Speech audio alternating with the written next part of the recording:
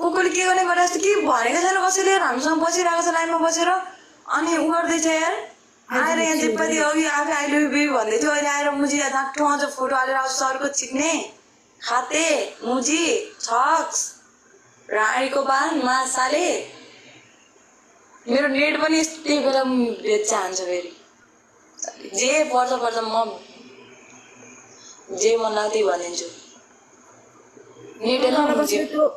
मसँग त्यस्तो म्यासेजमा नबोल हेर भाइ मैले तँलाई पहिल्यै भनिदिरहेको छु इज्जतले बोलिरहेको छु त्यो मेरो फोटो गएर डिलिट गरेर आइज आउने भयो नत्र भए अहिले मैले के गर्छु मलाई थाहा भयो त छैन हेर्न मेरो नेट छ र ए मान्छेले के गर्छस् मैले भन्दा के गर्छस् मैले भन्दा के गर्छस् मैले के गर्छस्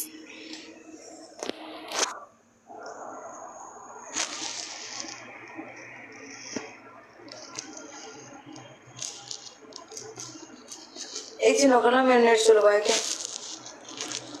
आमा कसम 10 मिनट मेरो त टाउको रोन्थ्यो भाइ कसम आमा कसम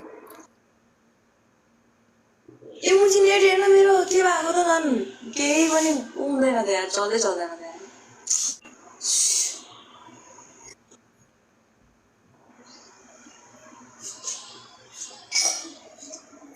कसम भने राम्रोसँग बोल्छु भने कस्तो राम्रोसँग बोल्ने मान्छे उ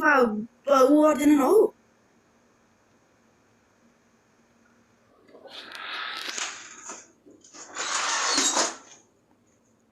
नेट हेर्न मान्छेले बल्ल छक्क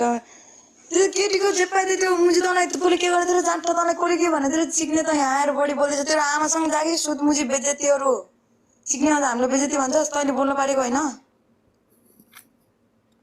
चिक्ने तैँले बोल्नु पारेको होइन साले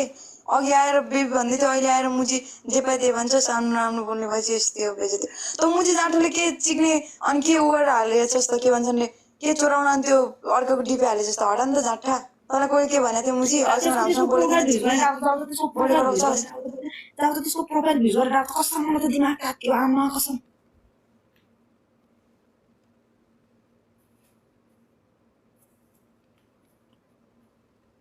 भिडियो हालेको छैन प्रोफाइलमा तिम्रो फोटो हालेको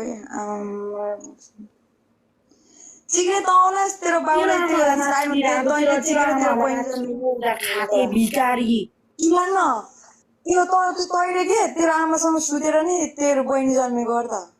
त्यही भन्ने सुनेको थिएँ मैले त अनि तेरो आमासँग सुती त तेरो बहिनी जन्मेको अरे तेरो बाउ बिचारा आमा कसम